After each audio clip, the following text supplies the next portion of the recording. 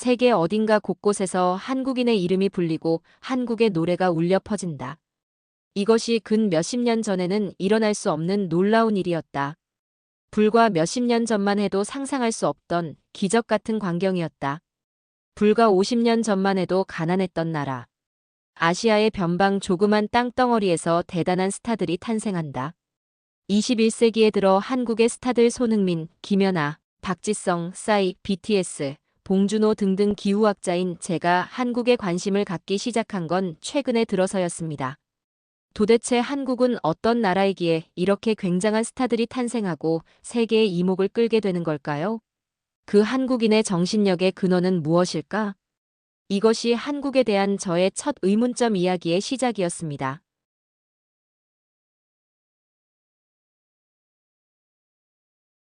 저는 영국 케임브리지 대학 기후학과 교수 클레어 윈터스입니다. 한국의 급변하는 기후에 관한 연구를 위해 이곳에 왔습니다. 하지만 인천공항에 발을 딛는 순간 그 어떤 학술적 준비도 실제 경험 앞에서는 무용지물이란 걸 깨달았죠. 38도라니 믿을 수 없군요. 공항 전광판의 숫자를 보며 중얼거렸습니다. 영국에서 30도만 넘어도 국가 비상사태를 선포하는데 이곳 사람들은 마치 아무 일도 아니 일상인 것처럼 보였습니다. 짐을 챙겨 택시를 타려는데 갑자기 온몸에 힘이 빠져 주저앉을 뻔했습니다. 눈앞이 흐려지고 숨이 막혔어요. 괜찮으세요? 물 마시세요. 누군가 다가와 생수병을 건넸습니다. 고개를 들어보니 단정한 차림의 젊은 남성이었습니다. 그가 바로 제 한국 연구의 파트너가 될 박정우 교수였습니다. 한국에 오신 걸 환영합니다만 최악의 타이밍에 오셨네요. 요즘은 역대급 폭염이라. 정우의 부축을 받으며 에어컨이 돌아가는 카페로 들어갔습니다. 시원한 공기에 겨우 정신을 차리고 나니 그제야 부끄러움이 밀려왔습니다. 기후학자가 기후에 쓰러지다니요. 윈터스 교수님, 우리나라는 계절이 뚜렷한 편인데 그 극단적인 차이가 세계적으로도 드문 케이스입니다. 여름은 열대보다 덥고 겨울은 시베리아처럼 춥죠. 정우는 노트북을 열어 자료를 보여주었습니다. 같은 위도의 다른 나라들과 비교한 기온 변화 그래프였어요. 한국의 그래프만 마치 심전도처럼 격렬하게 오르내렸습니다. 그런데도 5천년 역사를 이어온 건 한국인들이 이 극단적 환경에 적응하며 독특한, 어떻게 보면 강인한 생활 방식을 발전시켰기 때문이라고 생각합니다. 정우의 설명을 들으며 문득 깨달았습니다. 내가 연구하려던 주제는 단순한 기후 데이터가 아니라 그 속에서 살아남은 사람들의 이야기구나. 이 땅에서 수천 년간 이어져 온 생존의 지혜와 적응력이었습니다. 김치, 장류 같은 발효식품부터 온돌, 마루로 대표되는 주거 문화까지 모두 이 변덕스러운 기후에 대응하기 위한 지혜죠. 정우의 말에 고개를 끄덕였습니다.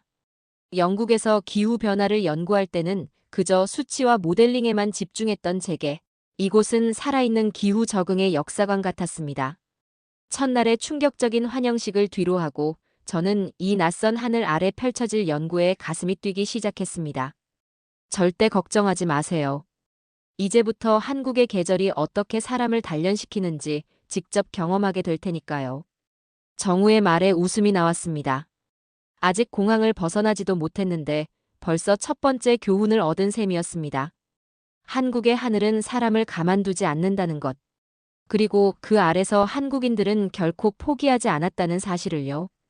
연구를 시작한 지 한 달, 저는 서울대학교 도서관에 틀어박혀 자료 속에 파묻혀 있었습니다. 처음 계획은 한국, 몽골, 일본, 영국의 기후를 비교하는 것이었죠. 같은 북반구 온대 지역이지만 이렇게나 다른 기후 패턴이 나타나는 이유를 찾고 싶었습니다. 클레어, 이것 봐요. 고려시대 문헌에도 기록된 내용이에요. 정우가 고문서 번역본을 내밀었습니다. 놀랍게도 약 1000년 전 기록에도 봄, 여름, 가을, 겨울의 뚜렷한 구분과 각 계절마다 닥치는 시련들이 상세히 기록되어 있었습니다. 서양에서는 기후를 단순히 환경으로만 보지만 한국에서는 생존과 직결된 문제였네요. 제 말에 정우는 고개를 끄덕였습니다. 연구를 진행할수록 한국 기후의 특이점이 더욱 명확해졌어요. 대륙성 기후와 해양성 기후가 공존하며 여기에 계절풍의 영향까지 더해지는 복합적인 특성이 드러났습니다. 한국인들은 이 기후 속에서 빨리빨리 문화를 발전시켰다고 생각해요. 기회의 창이 짧으니까요. 농사도 그렇고 건설도 그렇고 계절의 변화를 놓치면 생존이 불가능했으니까요. 정우의 말을 듣고 깊은 통찰을 얻었습니다.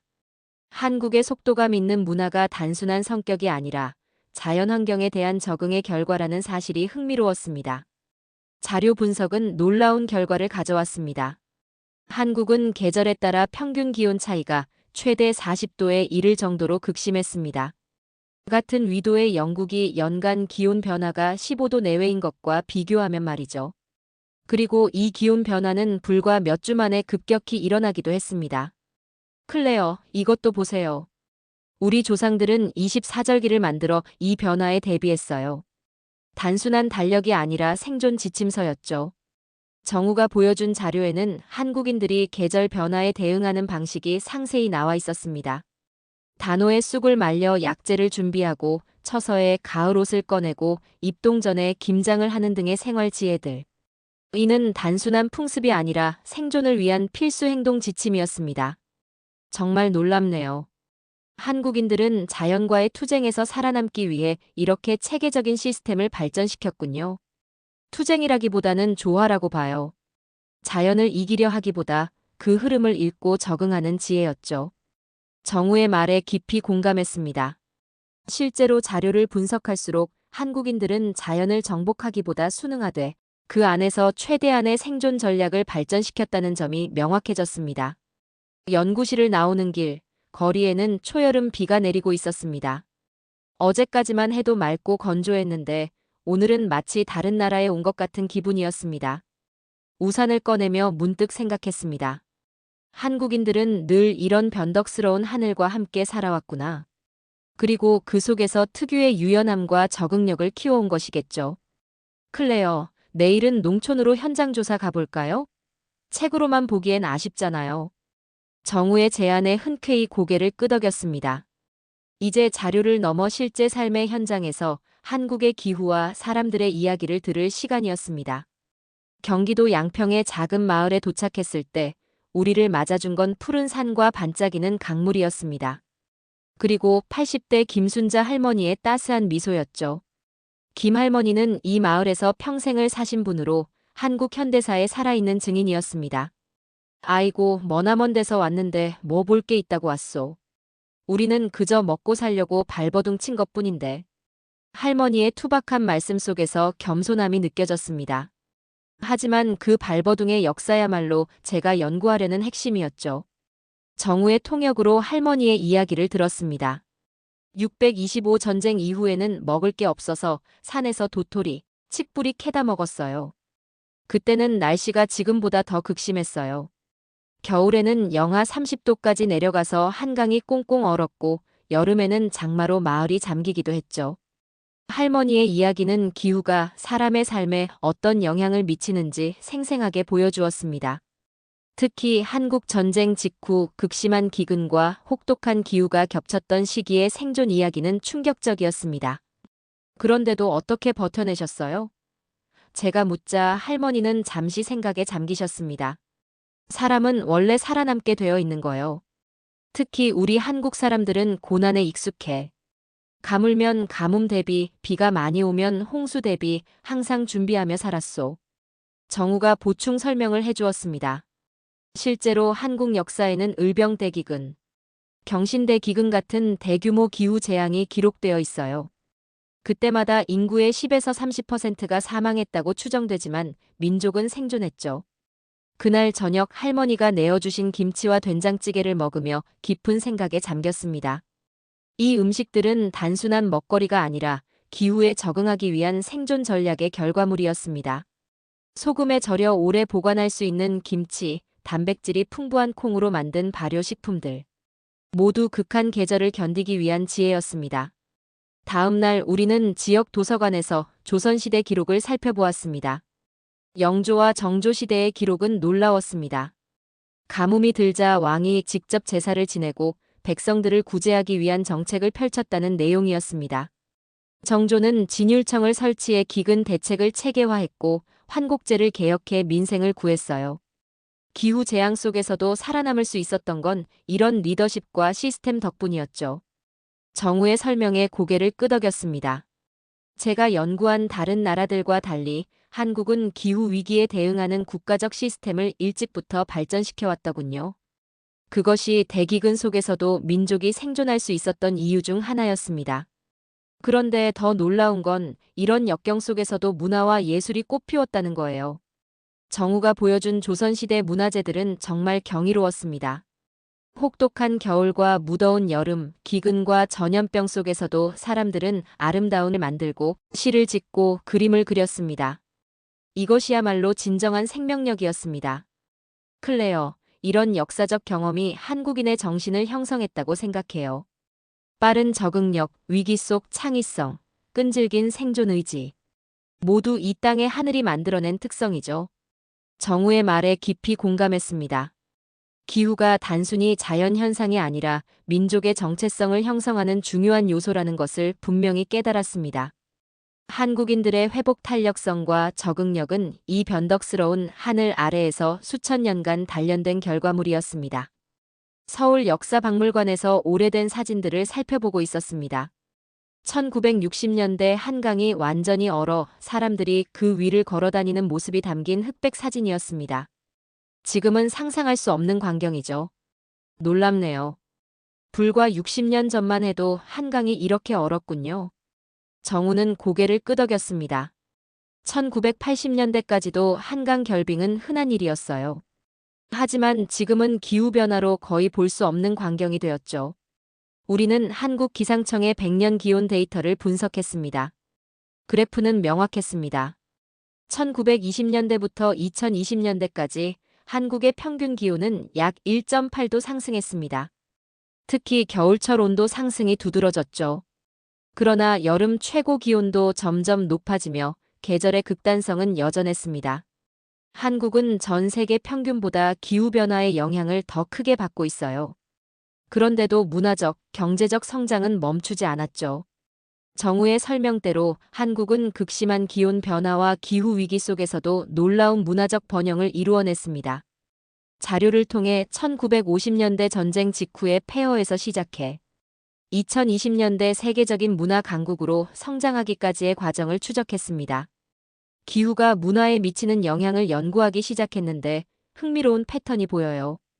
제 말에 정우는 관심을 보였습니다. 저는 분석 결과를 설명했습니다. 폭염, 한파, 홍수 같은 기후 위기 이후에 오히려 문화적 혁신이 일어나는 경향이 있어요. 마치 역경이 창의성을 자극하는 것 같아요. 실제로 1980년대 극심한 홍수와 가뭄을 겪은 이후 1990년대 초 한국 대중문화의 혁신이 시작되었고 2000년대 초반 기록적인 폭염 이후 2000년대 중반 한류 문화가 전 세계로 퍼져나가기 시작했습니다. 아마도 이건 위기에 적응하는 과정에서 발달된 능력 아닐까요? 빠르게 변화하는 환경에 대응하려면 창의성과 유연성이 필요하니까요. 정우의 말에 깊이 동의했습니다. 한국인들의 뛰어난 적응력은 단순히 생존을 위한 것만이 아니라 새로운 도전 앞에서 혁신을 이루어내는 원동력이 되었습니다. 서울 종로의 한 전통 한옥에서 우리는 문화인류학자 이소영 교수를 만났습니다. 이 교수는 한국 전통 의식주와 기후의 관계를 30년간 연구해온 전문가였습니다. 한국인들은 계절마다 옷을 완전히 바꿔 입었어요. 솜을 넣은 두꺼운 겨울옷, 가볍고 통풍이 잘 되는 여름옷. 이건 단순한 옷 문제가 아니라 생존의 문제였죠. 이 교수의 설명은 계속되었습니다. 집의 구조도 마찬가지였습니다. 겨울엔 따뜻한 온돌방에서 지내고 여름엔 시원한 대청마루로 생활 공간을 옮겼습니다. 음식도 계절마다 달라졌습니다. 여름엔 시원한 냉면이나 콩국수, 겨울엔 뜨거운 국과 찌개류를 먹었죠. 이런 계절적 적응은 단순한 생활 방식이 아니라 문화의 다양성과 풍요로움을 만들어냈어요. 사계절이 뚜렷한 기후가 오히려 문화적 자산이 된 거죠. 이 교수의 말씀에 깊은 통찰을 얻었습니다. 변덕스러운 기후는 위협이면서도 창의성의 원천이 되었던 것입니다. 한국인들은 생존을 위해 환경에 적응하는 과정에서 독특하고 풍요로운 문화를 발전시켰습니다. 그날 밤 숙소로 돌아오는 길에 갑자기 소나기가 쏟아졌습니다. 정우는 미리 접어둔 우산을 꺼내 펼쳤습니다. 항상 준비하고 다니나요? 제가 놀라서 물었습니다. 한국에서 여름을 살려면 기본이죠. 아침에 맑아도 오후엔 폭우가 내릴 수 있으니까요. 이 작은 일상의 순간에서도 한국인들의 적응력을 볼 수 있었습니다. 변화에 대한 준비, 예측할 수 없는 상황을 당연하게 받아들이는 마음가짐. 이것이 한류가 세계를 사로잡은 비결 중 하나가 아닐까 생각했습니다. 끊임없이 변화하는 트렌드에 빠르게 적응하고 새로운 것을 창조해내는 능력. 그 뿌리에는 이 변덕스러운 하늘 아래서의 생존 경험이 있었던 것입니다. 연구를 시작한 지 석 달, 한국은 기록적인 폭염에 시달리고 있었습니다. 연일 39도를 넘나드는 기온의 열대야 현상까지 더해져 밤에도 잠을 이루기 힘들었습니다. 그리고 마침내 재난이 찾아왔습니다. 클레어, 큰일 났어요. 충청도 지역에 폭우가 쏟아져 마을이 잠겼대요. 정우의 긴급한 전화에 서둘러 짐을 챙겼습니다. 우리는 즉시 충청남도의 한 시골 마을로 향했습니다. 학자로서 이런 극단적 기후 현상을 현장에서 기록할 기회였지만 한편으로는 불안했습니다.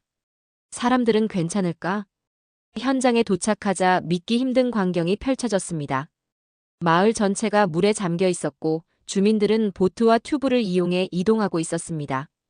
정부의 재난 대응팀도 있었지만 피해 규모에 비해 인력이 턱없이 부족해 보였습니다. 시스템이 무너졌군요. 걱정스럽게 말했습니다. 그러나 놀라운 일이 벌어지고 있었습니다.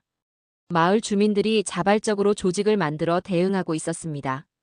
젊은이들은 노인들을 구조하고 주부들은 공동 식사를 준비했습니다. 어떤 혼란도 패닉도 없었습니다. 마치 오래전부터 연습해온 것처럼 체계적이었습니다. 정우, 어떻게 이렇게 질서정연하게 대응할 수 있는 거죠? 이런 일이 처음이 아니니까요. 한국인들은 자연재해에 수천 년간 대응해왔어요. 특히 농촌 지역은 공동체가 살아있어서 서로 돕는 게 당연한 문화죠. 주민센터에서 만난 마을 이장님은 70대 노인이었지만 놀라운 리더십을 보여주고 있었습니다. 학자 양반들, 걱정 마소. 우리 마을은 10년 전에도 이런 홍수를 겪었소. 그때 배운 교훈이 있으니. 이장님은 침착하게 마을 지도를 펼쳐 대피소와 식량 배급 계획을 설명해 주셨습니다. 놀랍게도 이 모든 계획이 주민들 사이에서 자발적으로 조직된 것이었습니다. 정부 도움은 늘 늦게 와요. 우리가 먼저 움직여야 살아남는 거지. 이장님의 말씀에서 오랜 경험에서 나온 지혜가 느껴졌습니다. 시스템이 실패하더라도 사람들은 살아남는 법을 알고 있었습니다. 그것은 바로 서로를 돕는 것, 공동체의 힘이었습니다. 다음 날, 저는 주민들과 함께 침수된 집을 정리하는 일을 도왔습니다.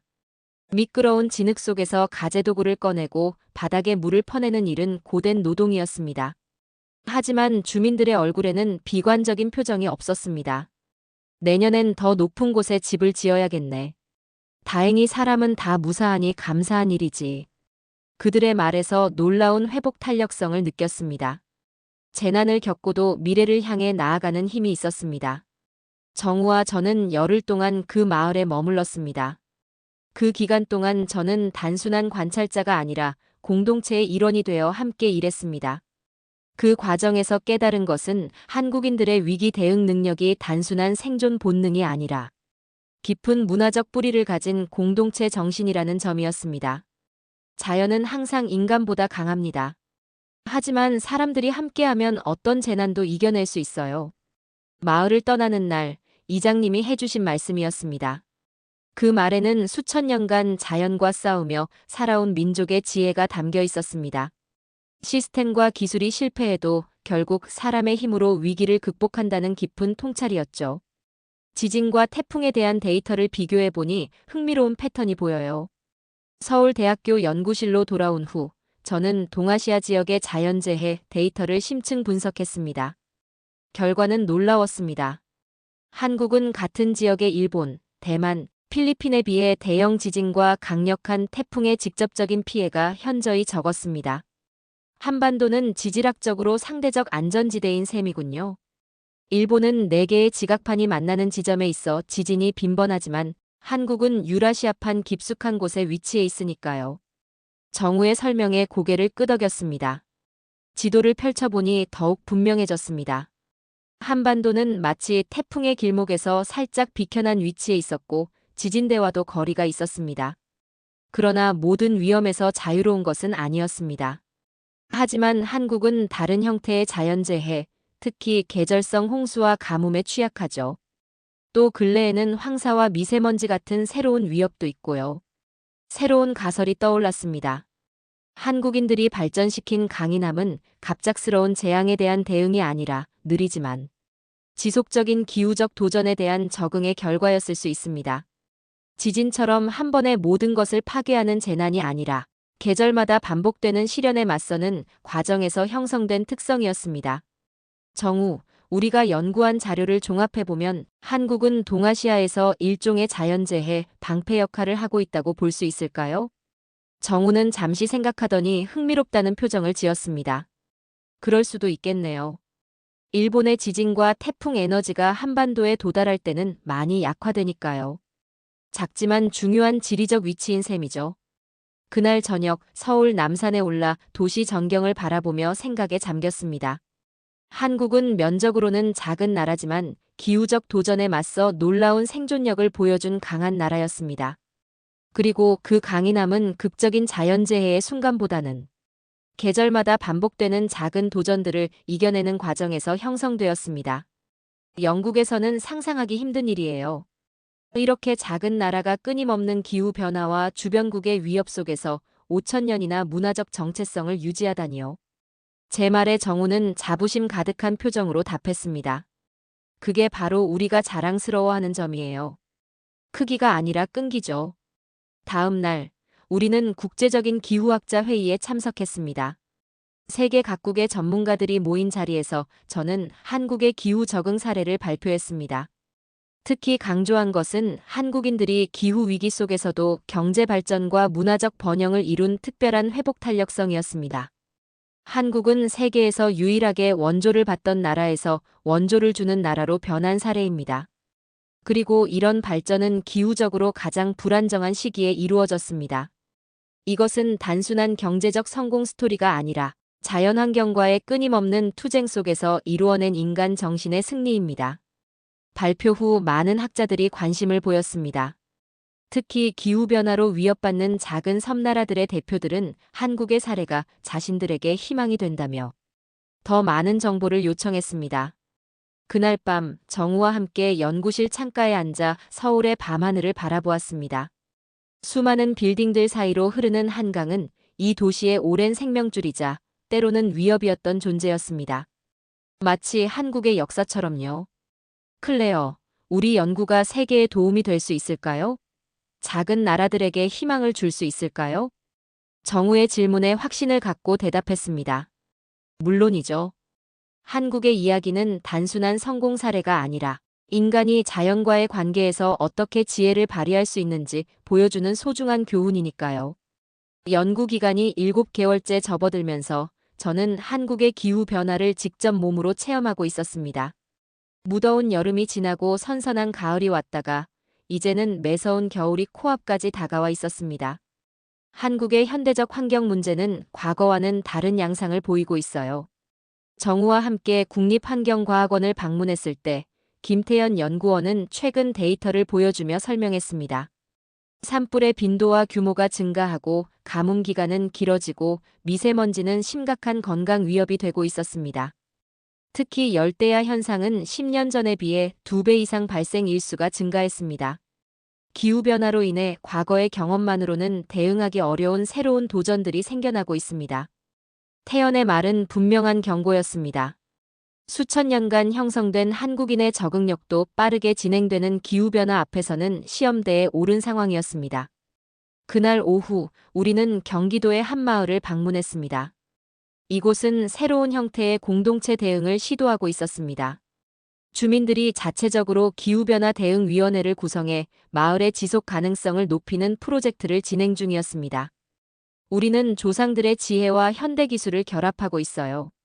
마을 이장 박민호 씨의 설명에 따르면 이 마을은 전통적인 온돌 난방 시스템에 현대적인 지열 에너지 기술을 접목했습니다. 또한 마을 공동 텃밭에서는 조상들의 농사 지식을 활용해 기후변화에 강한 작물을 재배하고 있었습니다. 정말 놀라워요. 현대 기술과 전통 지식의 완벽한 조화네요. 제 감탄에 민호 씨는 웃으며 대답했습니다. 필요는 발명의 어머니라고 하잖아요. 한국인들은 늘 생존을 위해 창의적이어야 했습니다. 지금도 마찬가지고요. 마을을 둘러보며 저는 깊은 감명을 받았습니다. 이곳 사람들은 기후변화를 단순히 두려운 위협으로 보지 않고 새로운 적응과 혁신의 기회로 받아들이고 있었습니다. 그것이야말로 수천 년간 이어온 한국인의 생존 본능이 현대에도 빛나는 증거였습니다. 다음 날, 대학 연구실에서 저는 한국의 기후 대응 기술에 관한 데이터를 분석했습니다. 특히 인상적이었던 것은 재난 예측과 대응 시스템이었습니다. 한국은 IT 기술을 활용해 세계 최고 수준의 재난 경보 시스템을 구축해 놓았습니다. 이건 단순한 기술의 문제가 아니에요. 한국인들이 자연과의 관계에서 얻은 경험적 지혜가 있기에 가능한 거죠. 정우의 말에 깊이 공감했습니다. 기술만으로는 기후변화에 대응할 수 없습니다. 기술과 인간의 지혜, 그리고 공동체의 힘이 결합될 때 진정한 적응이 가능한 것입니다. 연구실 창밖으로 첫눈이 내리기 시작했습니다. 불과 몇 주 전만 해도 따스한 가을 햇살이 비쳤던 곳에 이제는 하얀 눈이 쌓이고 있었습니다. 한국의 계절은 정말 극적으로 변한다는 것을 다시 한번 실감했습니다. 클레어, 이제 우리 연구도 마무리 단계에 접어들었네요. 당신이 한국에서 보낸 시간이 곧 끝나가는군요. 정우의 말에 문득 섭섭함이 밀려왔습니다. 처음에는 단순한 학술적 호기심으로 시작했던 이 연구가 어느덧 제 인생을 변화시키는 여정이 되었습니다. 한국의 하늘 아래서 저는 단순한 기후 데이터를 넘어 자연과 인간의 관계에 대한 깊은 통찰을 얻었습니다. 아직 결론을 내리기엔 이르죠. 한국의 겨울을 직접 경험하지 않고서는 이 연구가 완성될 수 없을 것 같아요.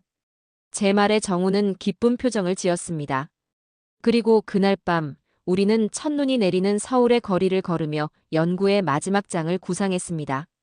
시간과의 싸움에서 한국인들이 보여준 지혜, 그리고 그 지혜가 기후변화의 시대에 세계에 줄 수 있는 희망에 대해서요.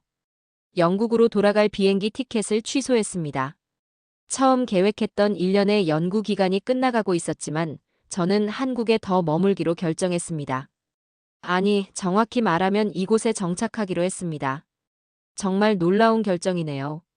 무슨 일이 있었길래? 정우의 질문에 저는 웃으며 대답했습니다.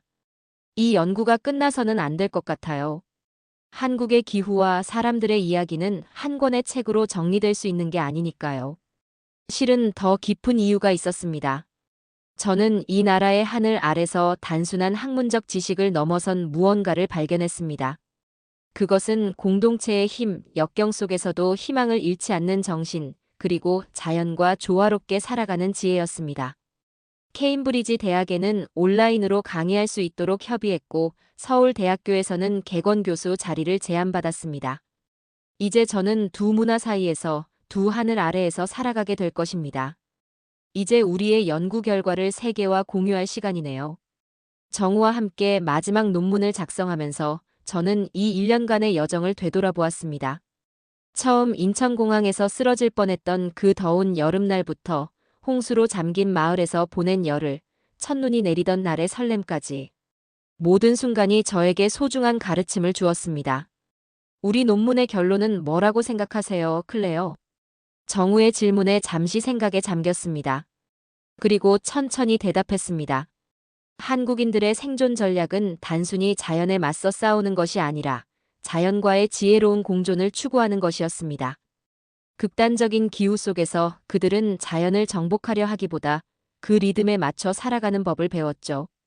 그리고 그 과정에서 놀라운 회복 탄력성과 창의성, 공동체 정신을 발전시켰습니다. 정우는 고개를 끄덕였습니다. 그리고 그것이 바로 기후변화의 시대에 세계가 한국으로부터 배울 수 있는 가장 중요한 교훈이죠. 우리의 연구는 학계에서 큰 주목을 받았습니다. 특히 기후변화로 위협받는 국가들에서 한국의 사례를 자신들의 상황에 적용하려는 움직임이 일어났습니다. 한국인들의 적응 전략과 위기를 기회로 전환하는 능력은 전 세계적인 모델이 되었습니다. 그해 겨울, 저는 양평의 작은 마을에 집을 구했습니다. 한강이 내려다 보이는 언덕 위의 작은 한옥이었습니다. 정우와 마을 주민들의 도움으로 온돌방과 현대적 난방 시스템을 결합한 소박하지만 아늑한 공간을 만들었습니다. 어느 눈 내리는 아침, 저는 마당에 쌓인 눈을 치우고 있었습니다. 옆집 김순자 할머니가 따뜻한 차를 들고 찾아오셨습니다. 이 나이에도 아직 눈 오는 아침이 설레. 내일은 어떤 하늘이 펼쳐질지 기대되지 않소? 할머니의 말씀에 깊은 감동을 받았습니다. 80년 넘게 이 변덕스러운 하늘 아래 살아오신 분이 여전히 다음 날의 하늘을 기대하는 마음. 그것이야말로 한국인들의 정신이었습니다. 끊임없이 변화하는 환경 속에서도 희망을 잃지 않고 매일을 새로운 기회로 받아들이는 마음. 정우가 찾아와 함께 차를 마시며 이야기를 나누었습니다. 우리의 연구는 이제 책으로 출간될 예정이었고 다큐멘터리 제작도 논의 중이었습니다. 클레어, 처음 이 연구를 시작했을 때 이렇게 될 줄 알았나요? 제 머리를 스친 것은 첫날의 기억이었습니다. 폭염에 쓰러질 뻔했던 그 순간부터 저는 이미 이 나라의 하늘에 매료되었는지도 모릅니다. 아니요, 예상하지 못했죠. 하지만 지금 생각해보면 이 모든 것이 필연이었던 것 같아요. 이 하늘 아래 저는 단순한 연구 주제가 아닌 새로운 가족을 찾았으니까요. 창밖으로 눈이 다시 내리기 시작했습니다. 내일은 또 어떤 하늘이 펼쳐질지, 어떤 도전이 찾아올지 알 수 없지만 그것이 두렵지 않았습니다. 이 변덕스러운 하늘 아래서 수천 년을 살아온 사람들의 지혜가 제 안에서도 자라고 있었으니까요. 하늘을 올려다보며 생각했습니다. 한국의 하늘은 변덕스럽고 때로는 가혹하지만 결코 꺾이지 않는 사람들이 있었기에 그 아래에서 놀라운 문명이 꽃필 수 있었다고요. 그리고 이제 저도 그 이야기의 일부가 되었습니다. 하늘과 싸우며 살아온 민족의 새로운 구성원으로서요. 시청해주셔서 감사합니다.